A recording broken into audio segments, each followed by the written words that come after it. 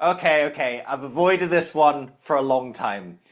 This is a speech that I've really wanted to do a deep dive and a dissect on, but also a little bit of trepidation of, well, how do you critically evaluate the greatest speech of the 20th century?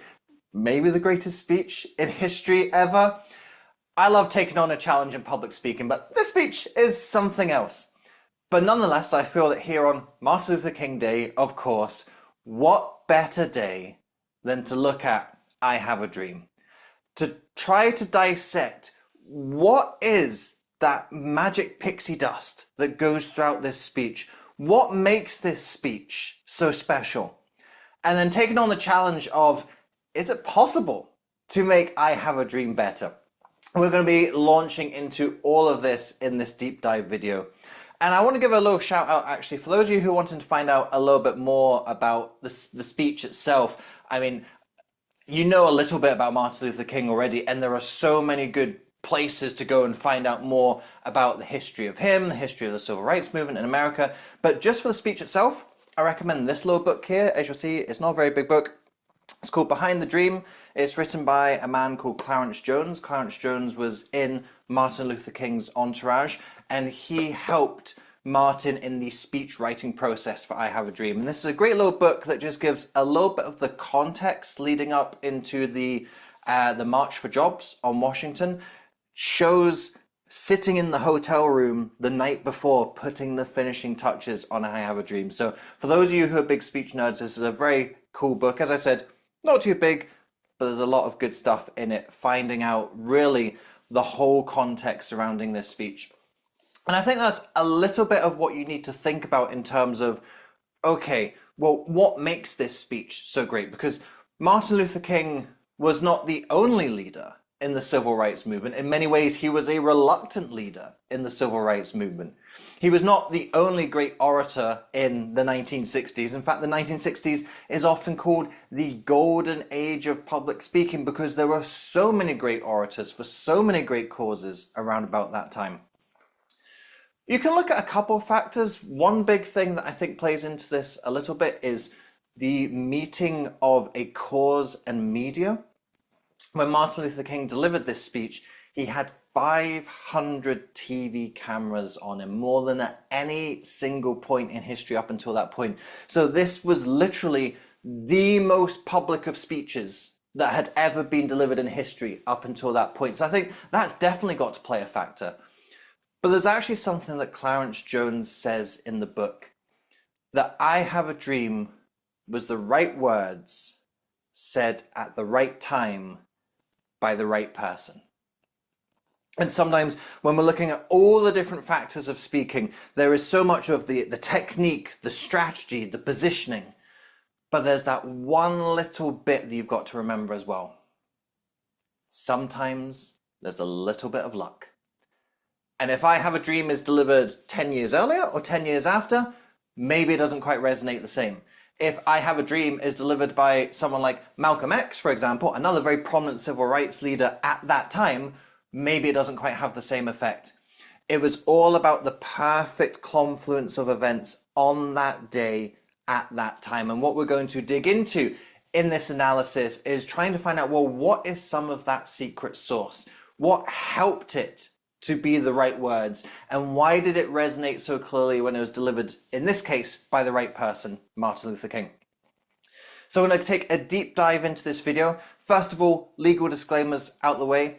I do not claim ownership of this video. The use of the footage in this video is for informational and educational purposes only. We're going to be looking at footage that comes from a channel called Logistic. I'm not sure where Logistic has got the footage for this, so I'd like to acknowledge this particular channel for using this footage. There is so much that we can learn from this. So let's stop talking about it. Let's start listening again to the speech of the 21st century. Martin Luther King Jr., I Have a Dream. I am happy to join with you today in what will go down in history as the greatest demonstration for freedom in the history of our nation. From that very first sentence, we are hearing aspiration. This will go down as the greatest demonstration. And in many ways, that's been proven right by history, hasn't it? So already we have this big picture thinking. When we think of I have a dream, we often think about the bit at the end of this speech. That's the most colloquial and famous point. But right from the beginning, Martin Luther King is setting up this big vision, this big idea. And there's this acknowledgement of the moment. I talked about in the intro about the right person with the right words at the right time. There's a little bit of being in the moment and recognizing that. Recognizing that you have a part in history and stepping up to that part in history. That very first sentence is speaking of aspiration. We're speaking about greatness. We're talking about history. We're talking about legacy. We're talking about future here. When you're wanting to inspire your audience, you've got to get them to think bigger than their current circumstances, because that's where change comes from. If you don't change, you're still in the same place. You don't change by doing what's always been done with who's always done it in the way that it's always been done. You've got to do something different. And you've got to inspire your audience to the possibilities of that difference. And that's what Martin's doing from the very first line of his speech. And he's going to keep on doing it for the next 17 minutes. As a great beacon light of hope to millions of Negro slaves who had been seared in the flames of withering injustice. What a line. And this isn't the last bit of imagery that I'm going to focus on in I Have a Dream. Seared in the flames of withering injustice. One of the things that actually Clarence Jones talks about in the Behind the Dream book is how visual I Have a Dream is. Because when you're thinking about what's going to stick in people's minds, our brains are very visual processors. So much of our emotion and context and meaning gets processed through pictures in our mind. So when you use this visual language, when you talked about being seared in the flames, that's something that we see, that's something that we feel. And if you're looking at, well, what's the secret source of this speech? I think a lot of people think that, oh, Martin Luther King just has this really kind of deep, powerful, commanding voice. And that's the thing that makes this stand out. And not that there isn't a value of the speech, but I would probably point towards it's his use of visual metaphor that really makes this speech stand apart. And that's just the first of many examples that we're going to look at. If you want to leave an impression on your audience, if you want to have an impact on them, you've got to think about, well, what are those visuals that you're leaving them with? How can you activate that visual processing in that mind? Because that's going to stick with them a lot longer than mere words alone. But 100 years later,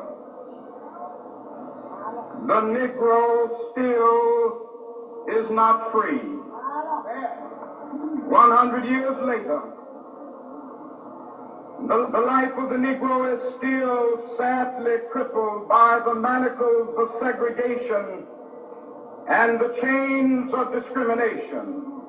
100 years later, the Negro lives on a lonely island of poverty in the midst of a vast ocean of material prosperity. 100 years later. Okay, played quite a big clip there.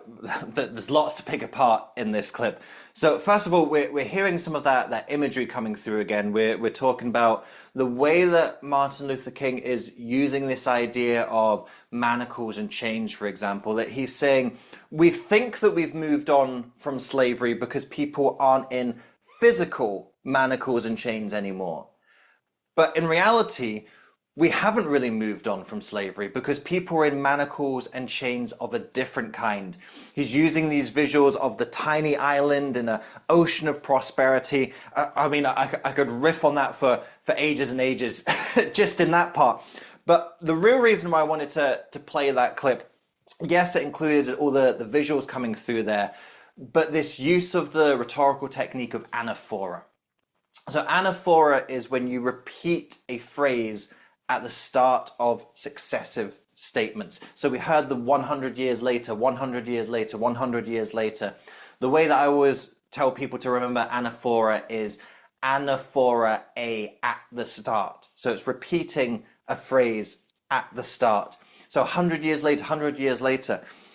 And what Martin Luther King is doing here is, and this is something that I covered in my US presidential inauguration speech analysis series, available on the YouTube channel, you'll see that a lot of the time, US presidents talk about old world, new world. Here's what's come before, here's what we're moving into. And Martin Luther King is almost flipping this on its head a little bit. He's going, new world, old shit. 100 years later, nothing's changed. So he's actually showing not the excitement and possibility of progress, but he's showing the despair and challenge with the lack of progress. So he's turning this technique on its head almost by using this phrase of 100 years later. He's going, look, 100 years, nothing's happening. Are we going to let the next 100 years go by and nothing happens either? So really clever rhetorical use in this clip. I mean, there's so much to pick apart, and you could almost do a sentence by sentence analysis of I Have a Dream, which I'm endeavoring not to do, just trying to pick out these real highlight moments. And yes, there's going to be a little bit of extended playing of clip, but I think we're going to get so much value out of these extended plays. You can see how much that was a 40-second clip. There is so much thinking and work that has gone into basically about 3 sentences there. In a sense, we've come to our nation's capital to cash a check. When the architects of our republic wrote the magnificent words of the Constitution and the Declaration of Independence, they were signing a promissory note to which every American was to fall heir. This note was a promise that all men, yes, black men as well as white men, would be guaranteed the unalienable rights of life, liberty, and the pursuit of happiness. It is obvious today that America has defaulted on this promissory note insofar as her citizens of color are concerned. Instead of honoring this sacred obligation, America has given the Negro people a bad check, a check which has come back marked insufficient funds. Again, long clip there, but I wanted to show you the length in order to really grasp the context of what Martin Luther King is doing here. So again, we're delving into the world of metaphor. So you can see the metaphor that's playing out here. We've got this financial metaphor, this idea of a promissory note. The check has bounced, insufficient funds, the United States has defaulted on its promise. So why is Martin Luther King doing this? And why? You can see it actually gets this big cheer and big response from the audience. So why is this resonating so much? When we're talking about some of the key ideas and concepts of the civil rights movement in general, and what Martin Luther King is talking about here is they're abstract concepts. So yeah, okay, we're talking about equality, justice, integration, but what does that mean? So these are things that if you want to get your audience to understand the importance of these values, and most importantly, get people who aren't affected by these challenges to understand the importance, how do you go about that? Because yes, if you're someone who has an unequal treatment in society, you know the value of equality. If you're someone who is a victim of injustice, you know the importance of injustice. But how do you get that concept across to people who aren't experiencing that inequality, who aren't experiencing that injustice? So this is why Martin Luther King is using this idea of a financial metaphor. And actually, if you read the Behind the Dream book, there's a little bit where they talk about trying to come up with this idea. How do we get this across? And they eventually settle on this idea of a financial metaphor because everyone understands money, right? Everyone understands well, I would like more money and I get upset when I don't have enough money. They understand the importance of, well, there's trust and mutual understanding in money. That when you tell me a price for something and I pay it, I expect to get a fair product back. If I give you a loan and you say, I'm going to pay you back, you expect to be paid back. So there's these ideas that underlie money and finance that can actually be transferred into these notions of equality and justice. So it might seem like a little bit of a stretch at first, like why are we talking about money when we're here talking about equality? But actually it's something that everyone is going to understand. When you're looking at how do you get people to buy into this cause. So remember, one of the big important facts of the March on Washington is that 25% of the audience were white. You are getting that buy-in from white people who aren't experiencing this inequality, aren't experiencing this injustice, because Martin Luther King and the civil rights movement in general is demonstrating why this matters to everyone. It's not just a case of, well, we would like a better position in society but because it benefits us. It's no, we want a better position in society because that benefits all of society. And that's the message that Martin Luther King has to get across here. And that is something that this metaphor is doing such a good job of working on, is getting that buy-in. And you can hear that response. Everyone cheers because everyone understands money. When you are trying to get your audience to buy into something that's unfamiliar or they might not necessarily see the relevance in, what's the thing that's familiar to them? What's the thing that's relevant to them that you can use as a metaphor, an analogy that's going to help build that bridge of understanding, build that bridge of connection, build that bridge of buy-in. But we refuse to believe that the Bank of Justice is bankrupt. We refuse to believe that there are insufficient funds in the great vaults of opportunity of this nation. So we've come to cash this check, a check that will give us upon demand the riches of freedom and the security of justice.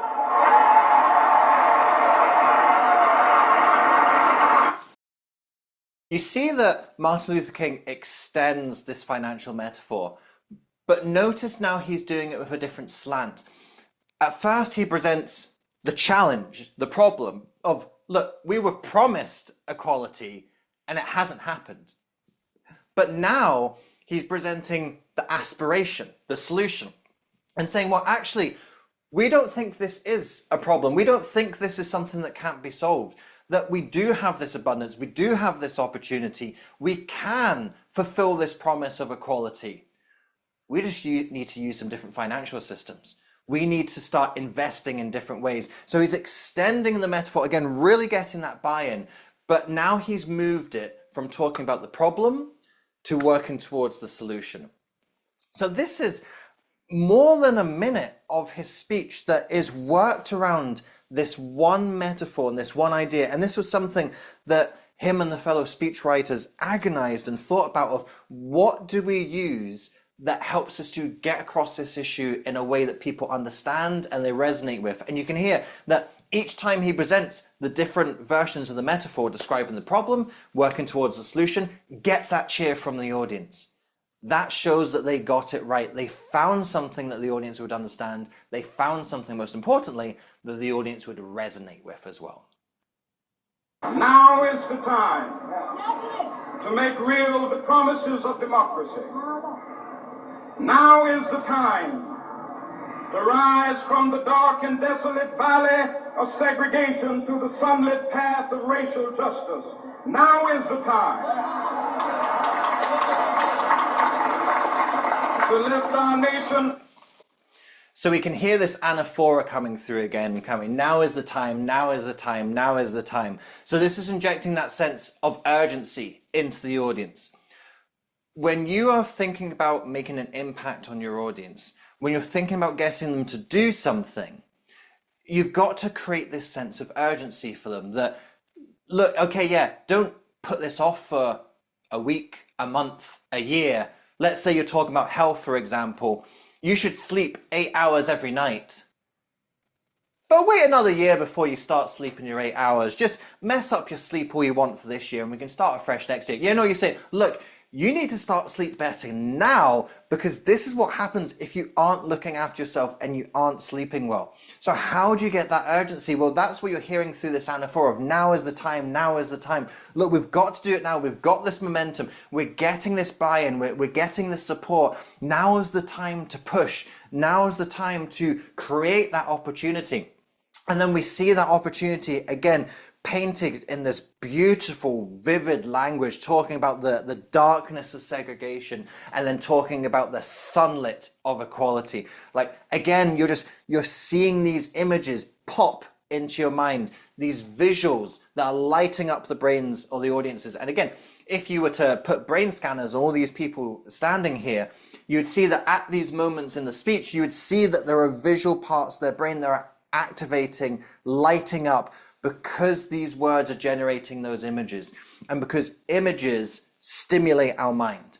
And when your mind is stimulated, that's when you're going to start feeling better about yourself. That's when you're going to start thinking clearer about a problem. That's when you're going to start finding that impetus to take some action about it.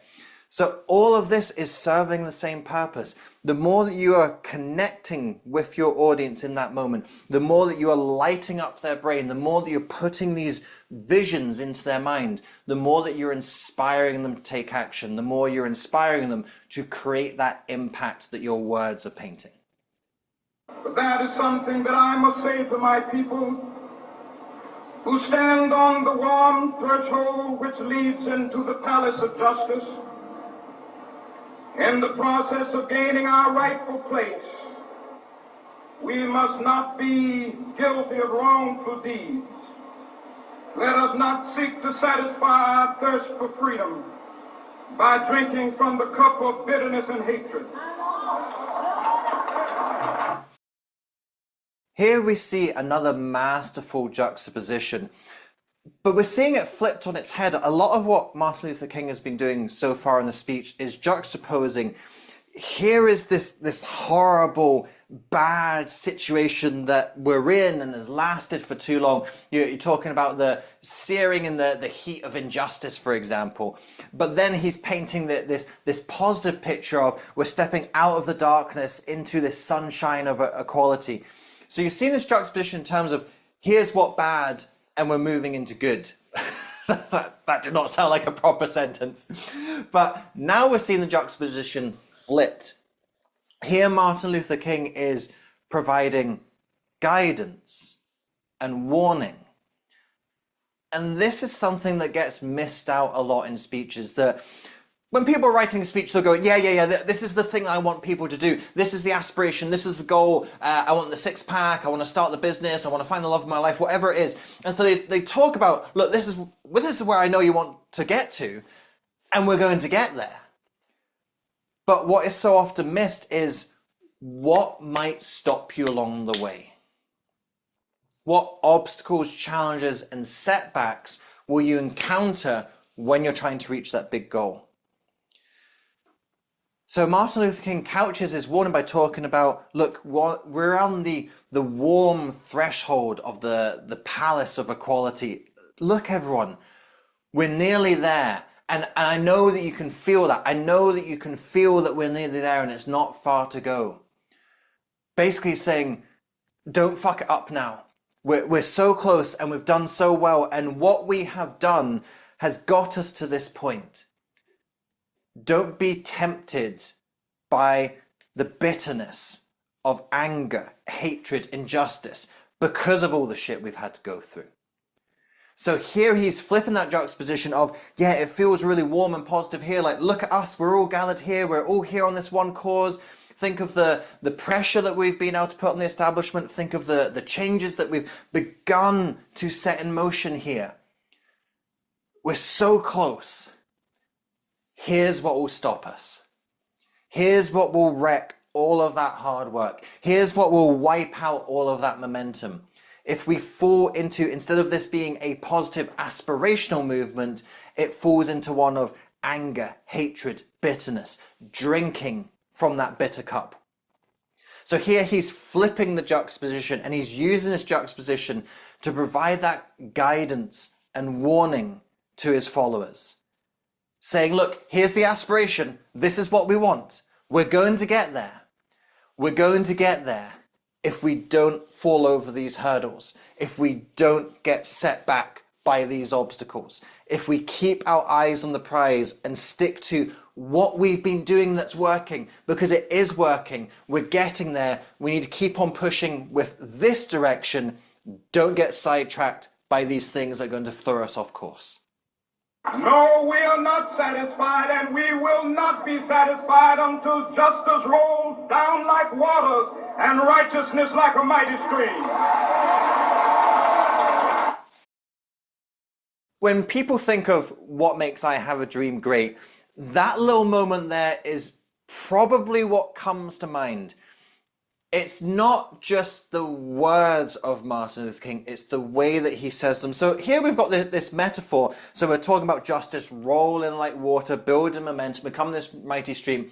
That's good speechcraft. That's good speech writing. That's sitting in the hotel room and you're going, right, okay, how do we describe this? What's the metaphor we can put this into? That's a really important part of the speech process, is coming up with that content. But something that Clarence Jones talks about in the Behind the Dream book is he talks about how they would script and write and hone sitting around with the notepads. But what Martin Luther King then had to do was, when he was practicing, he would stand up and he would speak it. And he would work in some of his previous material. He would throw in a little bit of improv, what felt right in the moment, and we'll come back to that notion a little bit later on. And then he would focus on ingraining this new stuff that they'd written down. That's the delivery aspect of it. So we've got this good metaphor here, but if I say, and we will get justice, it will roll down like water on a hill. It's a well-written metaphor. Is it inspiring you, moving you? No, of course not, because the delivery is garbage. So here you can hear the power and the oomph, yes, that's a technical term, the oomph of the delivery of this. That deep baritone, preacher-esque voice that Martin Luther King really made part of his signature style, that comes through here. That's the power of delivery. So you can have the best speech in the world. I can give you the I Have a Dream script right now. In fact, you can just go and find it yourself online. The script is there. It's the best speech that's ever been written. But can you deliver it in the same way? That's the extra portion. You can have the best speech in the world. You can go and ask ChatGPT or your favorite AI system, can you write me a technically excellent speech? And AI will write you a technically excellent speech. Most of the time, right now, it makes mistakes, but it will write you a pretty decent speech from scratch. But if you deliver it, that does not make it technically excellent by itself, because it's that delivery component, it's that personality aspect, it's the power that you bring to the words that turn a well-written speech into a well-received speech. And you see just in this little moment of how Martin Luther King understands what his power is, what his style is, what his personality is, and that rings through in that well-written metaphor. Go back to Mississippi. Go back to Alabama. Go back to South Carolina. Go back to Georgia. Go back to Louisiana. Go back to the slums and ghettos of our northern cities. Knowing that somehow this situation can and will be changed. Let us not wallow in the valley of despair. I say to you today, my friend, what you can hear there is the cadence of the speech winding down. You can feel it coming towards that natural end of, look, we face challenges, go back to where we are fighting these challenges, and we're going to do it. That's a very natural end point to this speech. And the reason why this natural cadence is coming in is because this is supposed to be the end of the speech. So why do we have an extra 5 minutes after this? We're 12 minutes into the video, but this is a 17-minute video. Why is this? Because when Martin Luther King and his speechwriting team sat down in that hotel room, they prepared a script. And it's at this point the script finishes. Now, you may know the tale and the myth and the legend behind this, that in Martin Luther King's entourage, as he's winding down his speech, the gospel singer Mahalia Jackson shouts out, "Tell him about the dream, Martin! Tell him about the dream!" Now, the dream was a speech that Martin Luther King had delivered before. He delivered it to some of his congregations and some small assemblies. He had no intention of talking about the dream here in this March on Washington for Jobs. But in that moment, something spoke to him.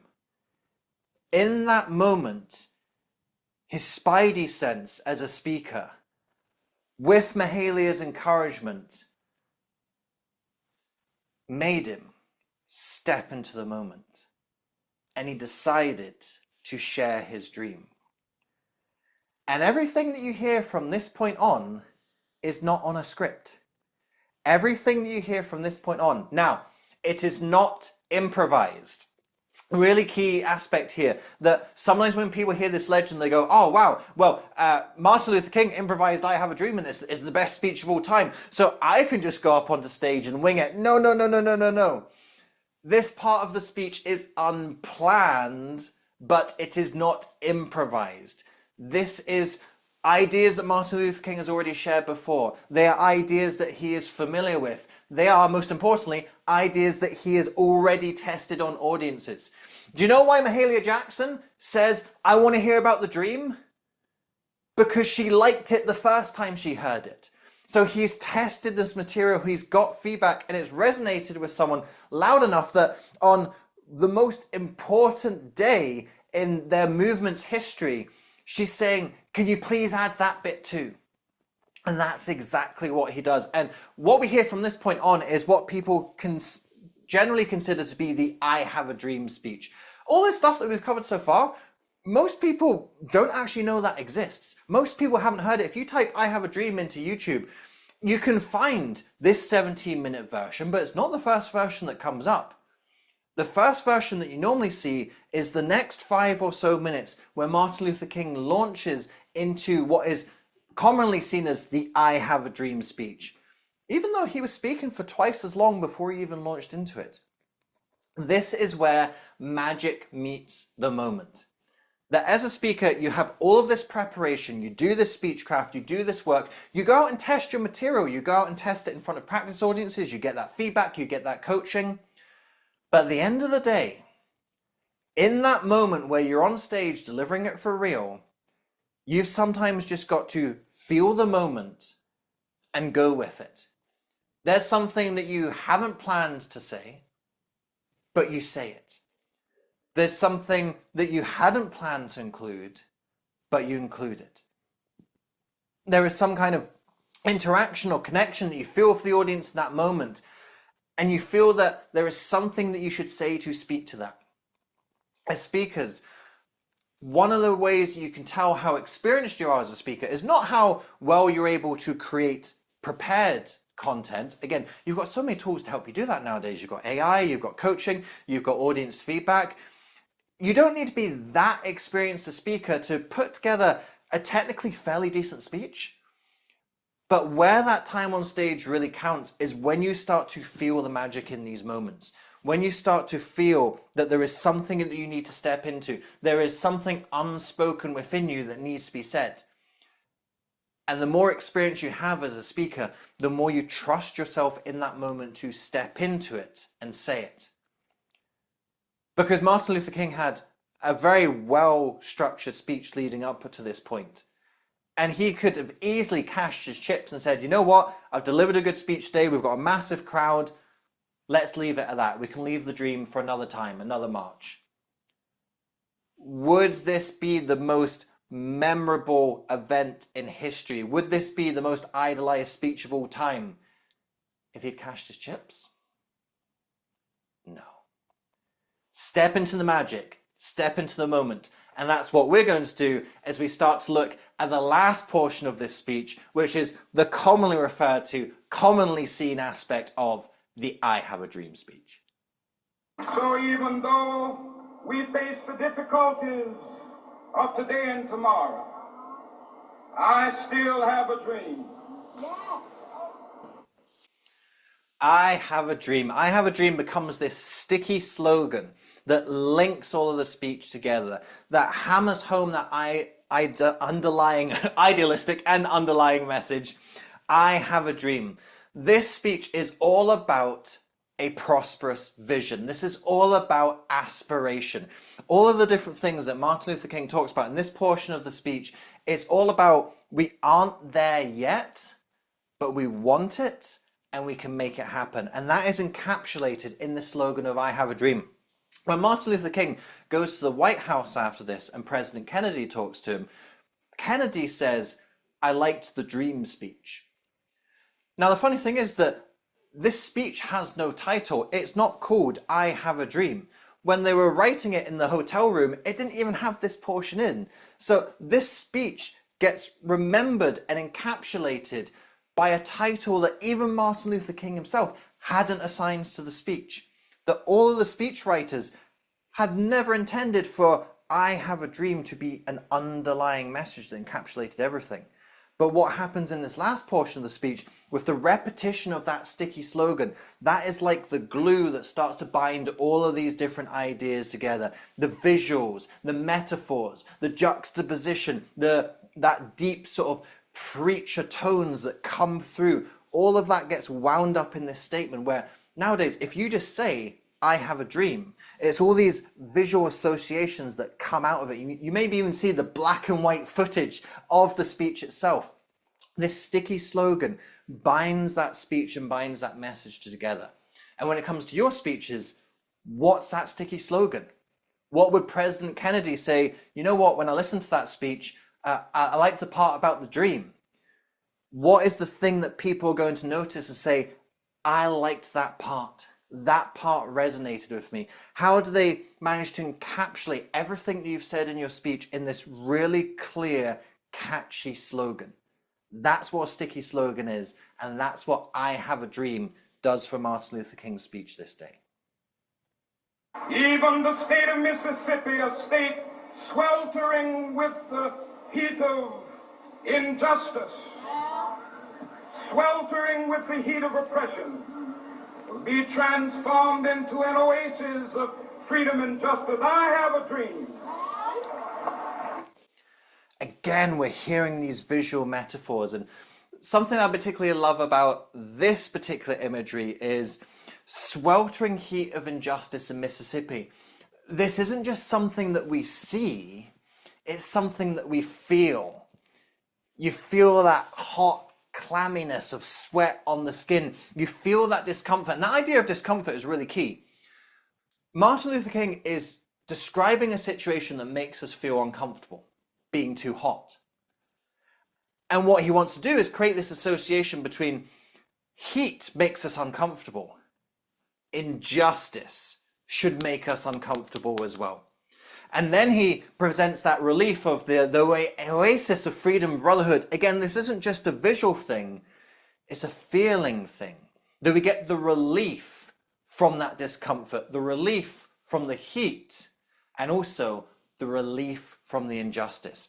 So this again is imagery that is doing so much heavy lifting. It's not just about the visual, it's not just about the clever comparison. There's this sensory aspect to it as well, that we're actually feeling this statement as Martin Luther King says it. And if you've seen anything on any time that I've analyzed someone's storytelling or any of my storytelling material, my webinars, my videos, my workshops, coaching, whatever it is, you know that one of the things I talk about again and again is using the senses. Speeches should be a sensory experience. You're already hearing it, that's number one. So that's your default. You're always going to hear something in a speech. But are you going to be able to see something in your mind's eye? That's 2. Are you going to be able to feel something, have that physical feeling or that emotional feeling? Well, now that's 3. The more you can activate someone's senses, the more you create this immersive experience for them where they're no longer listening to the speech. They are being affected by the speech. And this is a masterful bit of speechcraft. Now remember, this part of the speechcraft is not written and not scripted and not thought out. Now, of course, he has used this terminology in language before. As I said, just because this is an unplanned speech does not mean that it is an unprepared speech. It's not an improvised speech. He's used this material before. He's created that metaphor before. But still to be able to just bring that out of your back pocket, to remember it, to ingrain it, to embrace it, that skill as a speaker. And we're looking at one of the most skillful speakers of all time in Martin Luther King. My 4 little children will one day live in a nation where they will not be judged by the color of their skin, but by the content of their character. I have a dream today. That's maybe my favorite line of I Have a Dream. It's something that I think is really poetic, and it's something that speaks to me personally. But actually, if you look at it from a technical point of view, right, okay, what's happening here? So we're seeing the skill of alliteration here.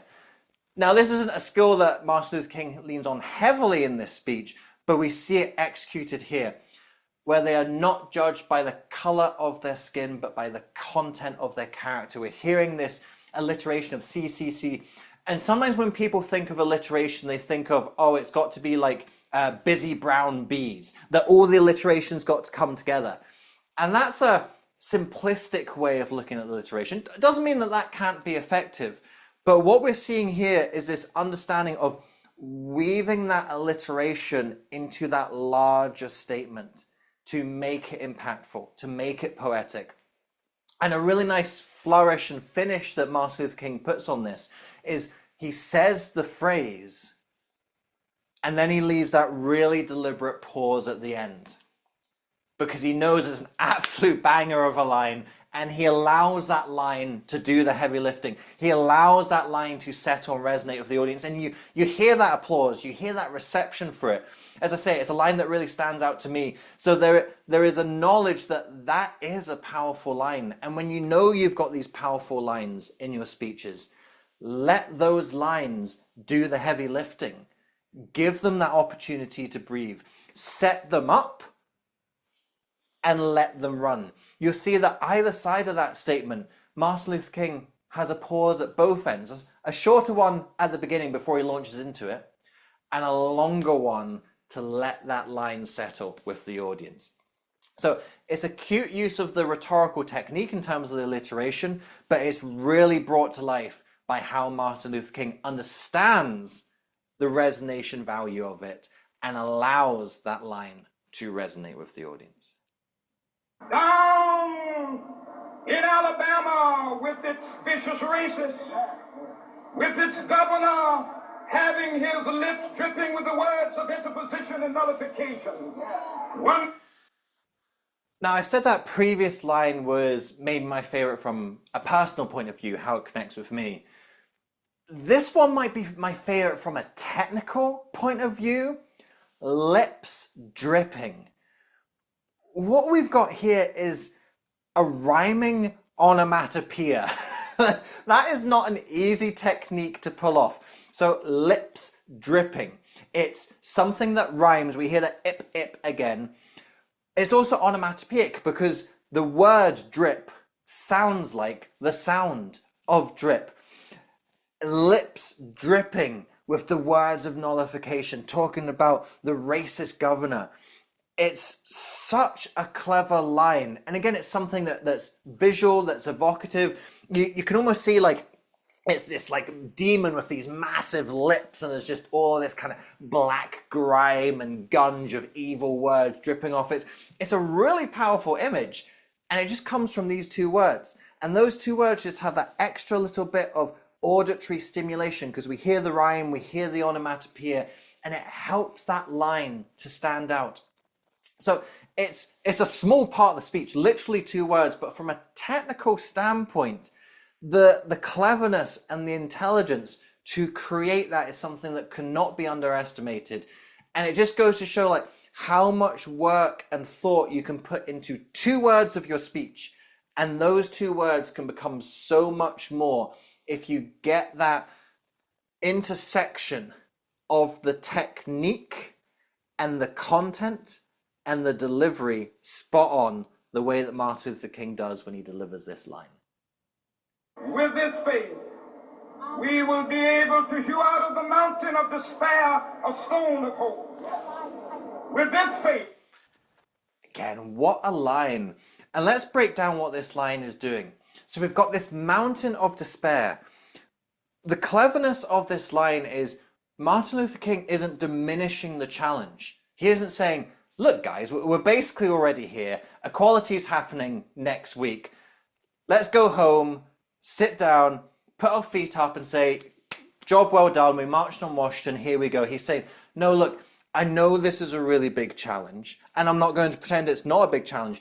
And he names the challenge, this mountain of despair. He recognizes, look, we have generational injustice, intolerance, frustration, despair. I understand that's there. And how do we break down this mountain? We chip it 1 stone at a time. And when we chip that first stone, that's the stone of hope. That stone of hope shows that we have the ability to chip into all of this mountain and break it down stone by stone. Great leaders don't shy away from the challenge. Great leaders don't ignore the challenge. Great leaders get their followers and get their audience to rise to the challenge. And so Martin Luther King names that challenge. He says, civil rights, equality, it's this great big mountain. But how are we going to get that mountain down to the ground level? That stone of hope. Again, so we've got the use of visual metaphors here, but you'll see that through all these different examples of visual metaphors we're doing here, yes, it's helping these to stay in the audience's mind, but you'll also see that each visual is doing a slightly different job. There's a different purpose, there's a different mission and reason behind it. So it's not just about, okay, how can I create some flowery language and create some beautiful images in the audience's mind? Yes, that's a part of it, but it's then understanding what's the implementation and the execution of that. Creating the imagery is good. Implementing it the way Martin Luther King does is what makes this speech great. So let freedom ring from the prodigious hilltops of New Hampshire. Let freedom ring from the mighty mountains of New York. Let freedom ring from the heightening Alleghanies of Pennsylvania. Let freedom ring from the snow-capped Rockies of Colorado. Let freedom ring from the curvaceous slopes of California. But not only that, let freedom ring from Stone Mountain of Georgia. Let freedom ring from Lookout Mountain of Tennessee. Let freedom ring from every hill and molehill of Mississippi, from every mountainside. Let freedom ring, and when this happens... Why is Martin Luther King listing the geography of North America here? So we've got this running mountain metaphor. He talked earlier about the mountain of despair, the stone of hope. So he's running that metaphor again, but now he's doing it in a slightly different way. So now he's getting this big picture of this is what the United States looks like. And he's picking out these key landmarks. Now there's a strategy behind how he names these landmarks. What he does is he goes north to south. Now I don't mean that in the literal sense, I mean that in more of a political sense. Martin Luther King starts with the Union States. If you go all the way back to the Civil War, he's talking about New England, he's talking about New York, he's talking about Pennsylvania, he's talking about Colorado, he's talking about California. He is talking about all of the places that weren't slave states. Then he starts talking about Georgia Tennessee, Mississippi, slave states. And what he's demonstrating here is not just a geographical vision, not just this idea of, look, we're going to get all of America to buy into this. He's also showing the historical progression. He's showing that the United States didn't all change at the same time, that the United States, different parts of the country have different history.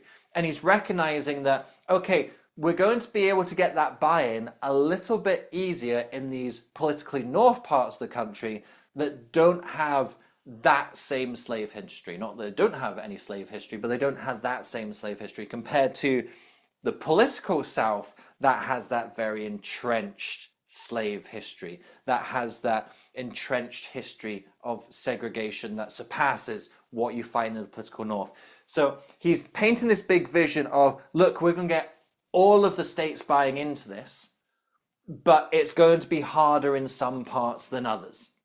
But even those difficult parts, even those parts that we most associate with the injustice and the inequality, we're going to get freedom ringing there as well. Even in Georgia, even in Tennessee, even in Mississippi, we're going to get that same song of freedom ringing. So you might wonder, why is Martin Luther King just talking about mountains in different parts of the country? But what he is using, again, he's just using those mountains as a metaphor, but he's using the mountains in a very different metaphor compared to when he was talking about the mountain of despair. So he's continuing this theme of mountains and geography, but again, he's using it in a different way. He's using it for a different purpose. And this is where you get to really advanced and clever speech writing, is when you have a running idea through your speech that links it all together. But that running idea is able to do a lot of heavy lifting. It's able to do different things for you at different parts during the speech. That when you talk about multiple mountains, you aren't just talking about, look how pretty that mountain is. Every time you talk about a mountain, it's creating a different image, it's creating a different feeling, it's creating a different experience, it's creating a different action and interpretation in your audience. Every mountainside, let freedom ring, and when this happens. So you see that lifting gesture? It's almost like he's starting to raise the intensity. That as he lifts with his gesture, the intensity of his words is coming through. And this is back in the era, the 1960s, where this was really unusual to see speakers do this. When you go back and you look at my presidential analysis series, just to give you a little bit of a context, the amount of times that I slag off the presidents for they just stand at the podium and they don't do anything. Kennedy flapped his arms once or twice, which was nice, but he was really the exception that proved the rule, that most speakers at a podium were so inanimate. They weren't dynamic. And even Martin Luther King, by today's standards, actually really isn't that dynamic. But we could see that he was doing a bit of this when so many around him were doing none of this. So we see this example coming through here. I'm going to point out another example that comes up in a few seconds. When we let it ring from every village and every house. So you can see now we get the single gesture comes into the double gesture, and it's almost like this G'ing up of the audience. If you think of like a sports coach who's standing on the sidelines and like, come on, it's the final 2 minutes, keep the intensity, keep focused. We've almost got that kind of aspect coming out of Martin Luther King here. And again, this is so rare to see in speaking of this generation, honestly, so pretty rare to see in speaking of today's generation as well. And he's bringing it in towards the end here. And even Martin Luther King isn't using this through the majority of his speech, but when he's coming to this last moment, he's starting to bring in the gestures, he's starting to bring in that intensity through his words and now through his body, bringing that energy, raising to a crescendo, bringing his speech towards that dramatic conclusion. We will be able to speed up that day when all of God's children, black men and white men, Jews and Gentiles, Protestants and Catholics, will be able to join hands and sing in the words of the old Negro spiritual, free at last, thank God Almighty, we are free at last. Okay, lots to unpack in those final moments. So the first thing I'll come back to is we've got this other power gesture. So Martin Luther King knows this is where he's going to finish. So he almost adds that extra little bit of punch to begin with. And you'll see that Martin Luther King's power of his voice doesn't just come through speaking faster and louder. He understands the cadence of it. So he actually takes that pause before he begins. And you can actually almost see him on the video stand up a little bit straighter, almost like he's taking in that deep breath, and then boom, release. He's got the power gesture. His voice starts to build to that crescendo. The clever thing that he does here is he starts listing the opposition together, or perceived opposition together. He's going black, white, Jew, Gentile, Protestant, Catholic. He's associating all of these conflicts that we have and showing that all of these parties that we see as being conflicting, they're going to come together. And then he's continuing to build that voice. He has that final power gesture of the wave, free at last, boom, mic drop, finish, end. And we've just heard the greatest speech of that century. Maybe the greatest speech, certainly in recorded history. We don't know what folks were saying 1,000 years ago, but this one was pretty good. How has he done this? It's recognizing the moment to let things go. So much of this speech is associated kind of with what we see in those last moments. We see this kind of booming oratory, this power stance, this fast tempo building to a crescendo. And that's only really comes in at the end. We see moments and flurries of that throughout the speech, but that's not the entire speech. Because if Martin Luther King did that for the entire speech, it wouldn't have power at the end. Because how does he finish on a high if he's already been at his max level the whole speech? It's this understanding of how to build the energy in a speech and when to inject that energy. And you can see that moment of Martin Luther King understands, I need that energy, stand up tall, deep breath, boom, release. Have that finish on a flourish. Have that resounding reception from the audience. Have that mic drop moment. That is how you expertly build an end.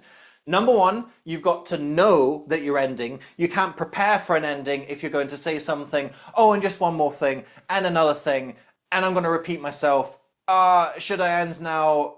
Yeah, thank you for listening. No, you've got to know your end is coming. You've got to prepare for that end, and then you've got to execute that end. And Martin Luther King executes that end masterfully. And so much so that this speech is almost caricatured in that ending, that people think the whole I Have a Dream speech sounds like those last 3 lines or so.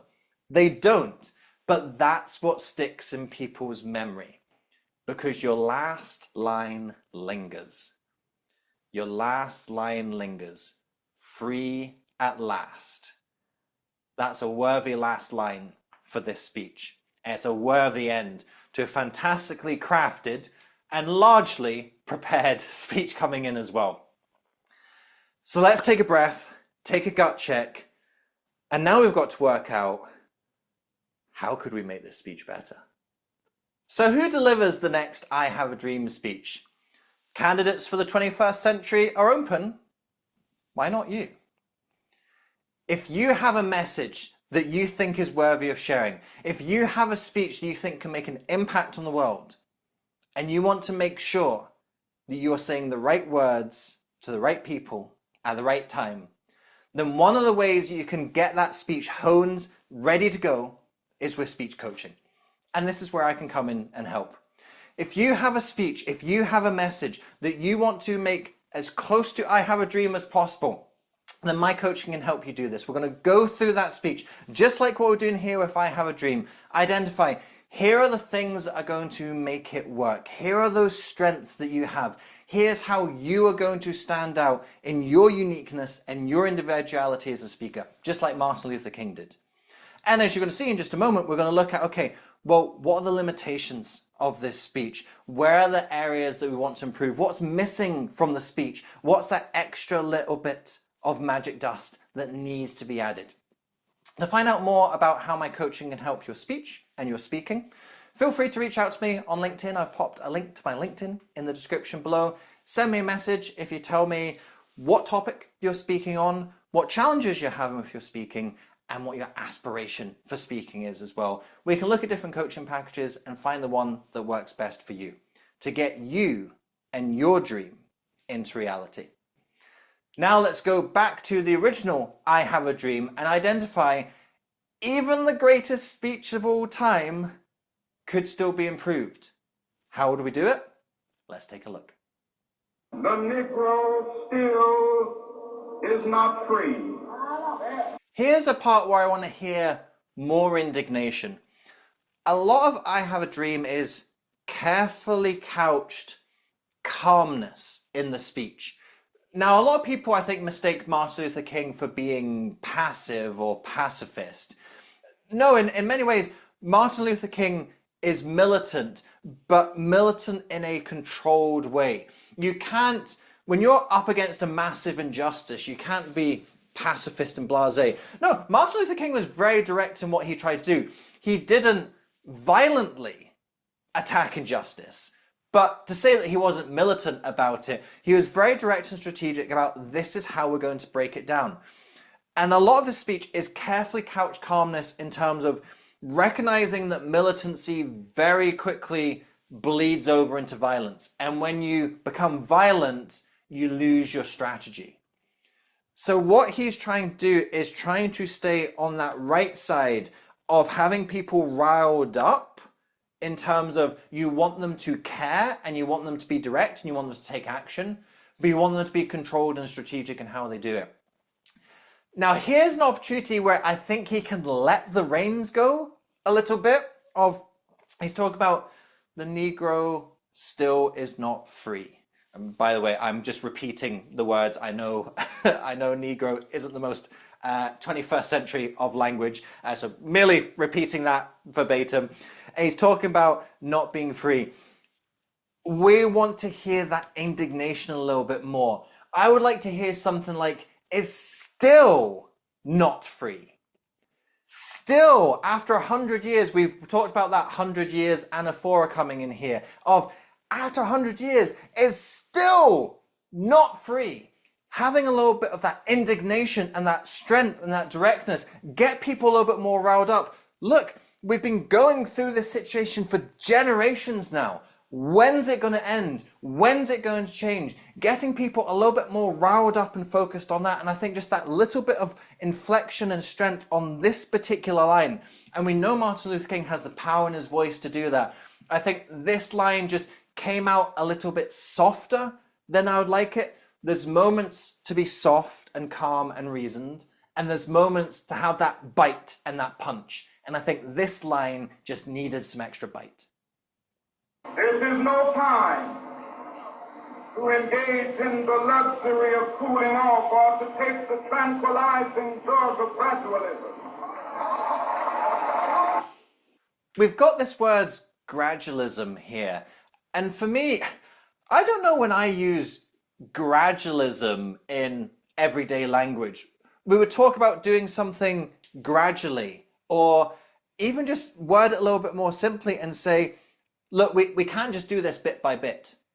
We've got to take bold, decisive action on this. We've got to keep on taking big steps towards freedom. We can't keep on taking small steps, or we can't be content with small steps. So this word gradualism, it's a bit academic and wordy, and I just want to hear that simplified a little bit more. Say, let's not do this gradually, or we can't fall into the trap of thinking we just need to take small steps.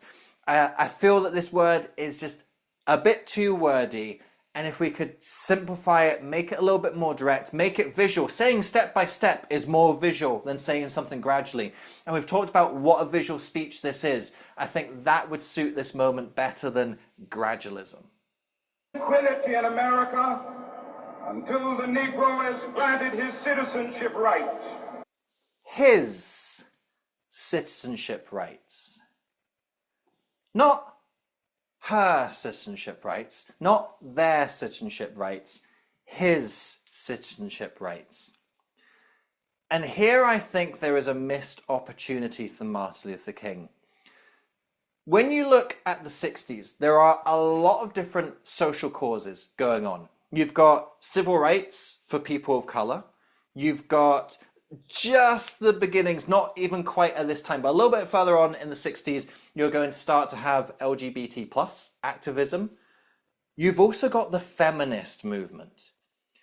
And what you've got here are three groups who are fighting the same forces from different angles. They're fighting a status quo that's patriarchal and white and male. There is an opportunity here for Martin Luther King to bring in other causes fighting against the same injustice. You've probably heard of the phrase, the enemy of my enemy is my friend. When Martin Luther King talks about his citizenship, I know this might seem like a small thing, and sometimes we use male pronouns when we are talking about humanity as a whole. But I think there's an opportunity to just say his or her citizenship or their citizenship, because then what you're doing, then you're recognizing that women are a part of this movement as well. Women are at least 50% of this movement, and you're creating this bigger umbrella in terms of allyship. Because the way that you defeat this system is you gain allies. I talked earlier on in the video about it was a really important part of this march was the fact that 25% of the marchers were white. So this is no longer just a black movement. You're getting the buy-in from white people as well. Now, what you also want this to be is not just a male black movement. It's got to be a female black movement too. And yes, it's going to be straight and gay, and you're going to have all the other dynamics in that aren't necessarily coming to the fore at this moment in time. But the feminist movement in the 60s is absolutely a massive thing. And I think you've got to have that opportunity of speaking to that, of finding this umbrella of allyship, getting the different buy-in from different marginalized communities. You're all fighting the same battle against the same enemy. Have that open space to introduce them. So when you start talking about gaining his citizenship rights, a woman going to go, okay, yeah, that's fine. So cool. Now I'm going to be inferior to white men and black men now. Now I'm not going to have the same rights as two different types of men. No, you want them to go, hey, no, it's if we get the vote for women and we get the vote for people of color, like that benefits everyone. You're fighting the same injustice. I think Martin Luther King needs to speak to that in his speech, recognizing that you don't change something by only working within the group who want the change. You change something by getting buy-in support from outside of that group as well. And it might seem like a small thing, but just having that inclusion of having a space for women to be part of this movement as well, by acknowledging his and her, or even just saying they, that I think would help Martin Luther King in terms of what is he trying to do with this speech? He's trying to gain support for this movement. Open your umbrella to as much support as you can possibly get. And those simple alterations of making your movement not just sound more inclusive, you want it to actually be more inclusive, but it's got to sound inclusive for people to buy into it and find out that it is inclusive. Must not lead us to a distrust of all white people. For many of our white brothers, as evidenced by their presence here today. Again, I'm going to make the same critique here. We've got white brothers. Are white sisters not at this as well? I'm pretty sure that when I see this black and white footage, I see some white sisters there too.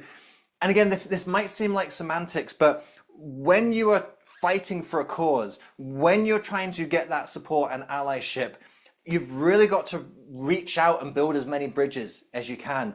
And it's not that Martin Luther King doesn't think about this at all. When we get to the more I Have a Dream segment later on, he talks about black children and white children sitting down as brothers and sisters. So he's got this idea of, yes, okay, this is for everyone. It's for everyone, whatever your color of skin is, whatever your gender is, whatever your religion is. So he's got that notion in his head, but it needs to be articulated more directly. We need to hear it coming throughout the speech. And when there's these moments of talking about his citizenship or white brothers, you're excluding such a large area of support unnecessarily. Include them. Thank our white brothers and our white sisters. Talk about his citizenship and her citizenship. Try and get that multi-dimensional buy-in. When you're fighting for a cause, find every ally you can and most importantly, speak to every ally you can.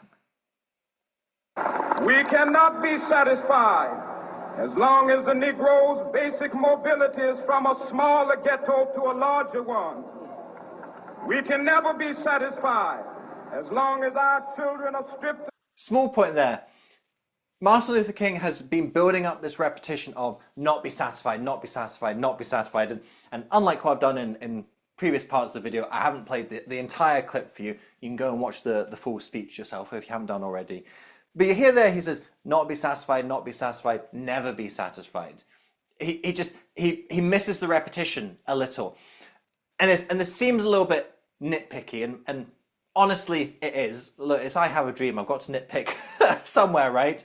But when you've set up an intentional repetition device like that, when you've got the simple words, not be satisfied, not be satisfied, not be satisfied, it's easy to remember that phrase, and it's easy just to repeat that same phrase.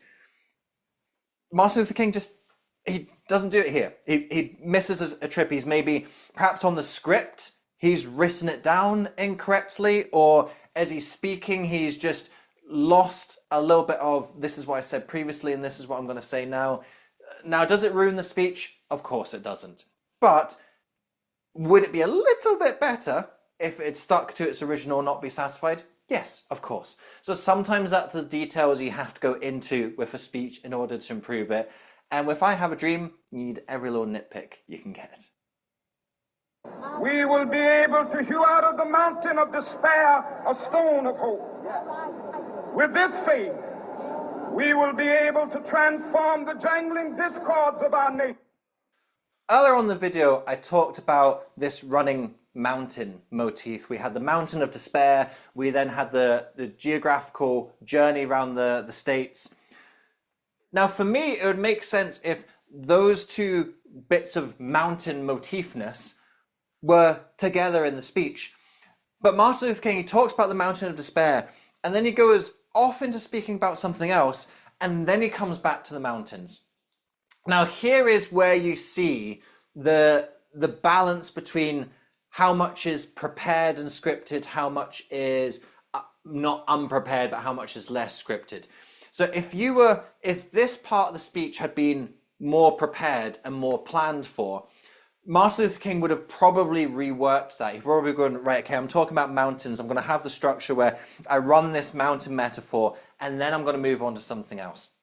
So here you see the balance between there is a power in preparation and planning. There's a power in spontaneity and what comes to you in the moment. Not improvisation, but what comes to you in the moment.